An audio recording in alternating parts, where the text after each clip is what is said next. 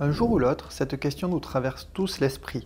Qu'est-ce qu'il y a concrètement après la mort? Est-ce la fin de tout, un néant silencieux, ou au contraire le début d'un nouveau voyage? Ce mystère, aussi ancien que l'humanité elle-même, continue de fasciner autant qu'il effraie. Bonjour à toutes et à tous, dans cette nouvelle vidéo, je ne vais pas vous parler de croyances aveugles, mais de ce que nous savons aujourd'hui à travers trois éléments essentiels. Ce que la science commence à découvrir sur l'expérience de la mort, ce que des milliers de personnes racontent après avoir vécu ce que l'on appelle une expérience de mort imminente, et ce que l'énergétique et les traditions spirituelles révèlent sur la vie après la mort. Restez bien jusqu'à la fin, car que vous soyez sceptique, curieux ou déjà convaincu, cette vidéo pourrait bien changer votre perception de la mort et surtout de la vie. N'oubliez pas non plus de vous abonner à la chaîne et de mettre un petit pouce bleu pour soutenir le référencement. C'est parti! Première partie, que dit la science sur ce qui se passe après la mort? Pendant longtemps, la mort a été considérée comme une ligne nette. Le cœur s'arrête, le cerveau s'éteint et tout s'évanouit. Mais aujourd'hui, les découvertes scientifiques remettent en question cette frontière que l'on croyait infranchissable. Des études ont notamment montré que l'activité cérébrale peut persister plusieurs minutes après l'arrêt cardiaque. Mieux encore, certaines personnes déclarées cliniquement mortes rapportent des souvenirs précis, une sensation de conscience accrue et même des perceptions qu'elles ne devraient pas être capables d'avoir, comme entendre une conversation médicale ou voir même leur propre corps depuis le plafond. Ce phénomène est aujourd'hui étudié sous le nom d'EMI, expérience de mort imminente. Même si elles restent subjectives, ces expériences sont si nombreuses, il y en a des dizaines de milliers à travers le monde, qu'elles ont commencé à être analysées scientifiquement. Des chercheurs comme le docteur Sam Parnia ont mis en place des protocoles en réanimation pour tenter d'en vérifier l'authenticité. Le résultat, les témoignages sont cohérents, répétitifs et dans certains cas même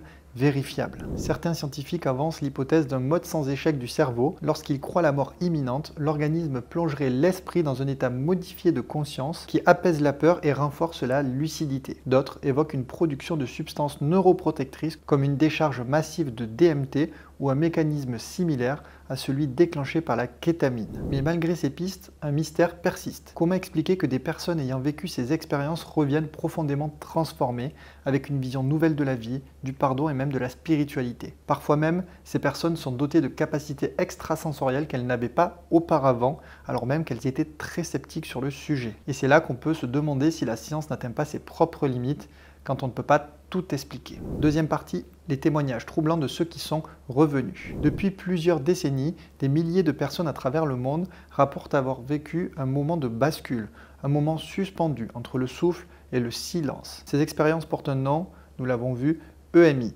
ou expérience de mort imminente. Et ce qu'elles révèlent est à la fois bouleversant, cohérent et surtout profondément troublant. Les récits varient, mais la structure est toujours la même. La sensation de quitter son corps, de flotter au-dessus de soi-même, la perception nette de ce qui se passe autour, comme si la conscience se détachait du corps physique, un tunnel, une lumière intense mais douce, un sentiment de paix, un sentiment d'amour inconditionnel, et parfois même la rencontre avec des proches disparus, des figures lumineuses ou des guides. Certains chercheurs ont tenté de rationaliser ces récits par des mécanismes neurologiques, mais beaucoup reconnaissent aujourd'hui que la richesse et la cohérence de ces témoignages dépassent les explications classiques. Après une EMI, plus rien n'est comme avant. Ce qui marque le plus, ce n'est pas seulement l'expérience en elle-même, mais l'impact qu'elle va vous laisser. De nombreuses personnes ayant vécu une EMI affirment ne plus craindre la mort. Leur regard sur la vie change profondément, elles deviennent plus ouvertes, plus reliées aux autres, plus conscientes de leur lumière intérieure. Certaines même vont développer de nouvelles capacités, une intuition plus vive, une hypersensibilité ou un besoin profond d'aider, de transmettre ou d'accompagner sur le chemin de la guérison. Ce n'est pas un hasard si de nombreux magnétiseurs,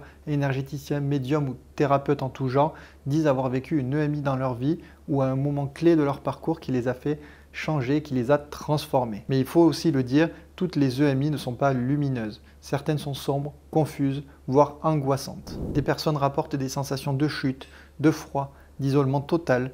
Ces expériences-là aussi sont transformantes. Elles révèlent peut-être une chose, que l'au-delà, s'il existe, pourrait être le miroir de notre état intérieur. Dans mon livre Tout est énergie, ici présent, je parle d'un phénomène que je rencontre souvent dans ma pratique et dans mes consultations, celui des amérantes. On en trouve beaucoup, notamment dans les lieux. Ces présences sont parfois restées coincées entre deux plans, incapables de passer vers la lumière. Cela arrive en cas de mort brutale, de refus du détachement ou de lien trop fort avec le monde matériel. En tant que magnétiseur et passeur d'âme, je suis parfois amené à accompagner ces âmes à passer vers la lumière lorsqu'elles se manifestent à moi dans un soin énergétique en cabinet ou alors lors d'une géobiologie dans un lieu, par exemple une habitation. Ce que ces témoignages nous montrent, ce n'est pas une preuve scientifique certes, mais c'est peut-être un appel à repenser notre rapport à la conscience, à la mort, à l'invisible, un rappel que ce que nous appelons fin pourrait n'être qu'un passage. Alors si un jour un proche vous dit « je suis sorti de mon corps, j'ai vu la lumière » ou « je n'étais pas seul », écoutez-le, car peut-être que derrière ces récits se cache peut-être l'un des plus grands secrets de l'existence que nous aimerions tous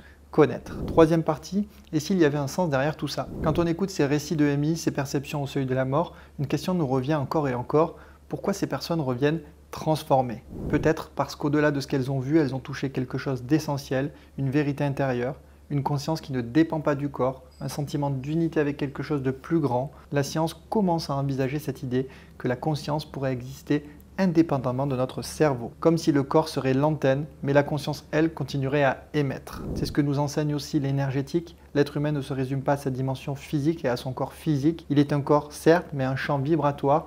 Il y a plusieurs couches énergétiques, c'est une mémoire vivante, une conscience en mouvement, une vibration. Que moi je peux observer souvent en soins énergétiques, c'est que les personnes ayant vécu une EMI portent une vibration quand même différente des autres. Elles deviennent plus sensibles, plus intuitives, elles ont plus de ressenti, comme si elles avaient ramené quelque chose de l'autre côté ou de ce qu'elles ont vu, perçu, vécu. Et comme on l'a vu précédemment, bien souvent ces personnes deviennent elles-mêmes des guides, des sources d'apaisement pour les autres, des personnes inspirantes qui peuvent transmettre des messages, qui peuvent accompagner ou même guider. Alors oui, on peut choisir d'ignorer ces récits ou bien alors peut-être de les écouter. Car même s'ils ne prouvent rien scientifiquement, ils révèlent énormément sur l'humain et humainement. Ils nous parlent d'amour, de pardon, de paix intérieure. Que la véritable question n'est peut-être pas ce qu'il y a après la mort, mais comment vivre pleinement avant. La mort reste l'un des plus grands mystères de notre existence et pourtant, à travers les témoignages de ceux qui l'ont frôlé, les recherches scientifiques récentes, un fil invisible semble se dessiner comme si la conscience ne s'arrêtait pas là où s'arrête le corps. Alors oui, nous n'avons pas toutes les réponses et nous ne les aurons probablement peut-être jamais, mais ce que nous pouvons faire aujourd'hui, ici et maintenant, c'est peut-être d'élargir notre regard, notre champ de vision, être curieux, ouvert, à l'écoute de ces récits qui sont parfois bouleversants, qui nous parlent d'un ailleurs, mais aussi d'un dedans. Dans mon livre Tout est énergie ici présent, je partage cette vision. La vie ne se limite pas à ce que l'on voit, elle est un mouvement, une vibration, une mémoire et peut-être même un passage. L'âme, l'énergie, la conscience, tout cela laisse des traces. Alors que vous soyez croyant, sceptique ou simplement en recherche, je vous invite à vous poser cette question. Et si la mort n'était pas une fin, mais une transition? Et si le véritable secret n'était pas ce qu'il y a après, mais comment mieux vivre avant? Partagez-moi en commentaire si ce sujet résonne avec vous. Avez-vous peut-être déjà vécu une expérience vous-même d'EMI ou entendu des récits d'expériences troublantes liées à la mort? Je lirai chacun de vos témoignages avec attention et j'y répondrai. Abonnez-vous si ce n'est pas encore fait pour ne pas louper les prochaines vidéos sur l'énergie, la conscience, le magnétisme, la spiritualité. Le petit pouce bleu pour le référencement de la vidéo. Prenez soin de vous, de votre lumière et de ceux que vous aimez. C'était Fabrice. À très bientôt.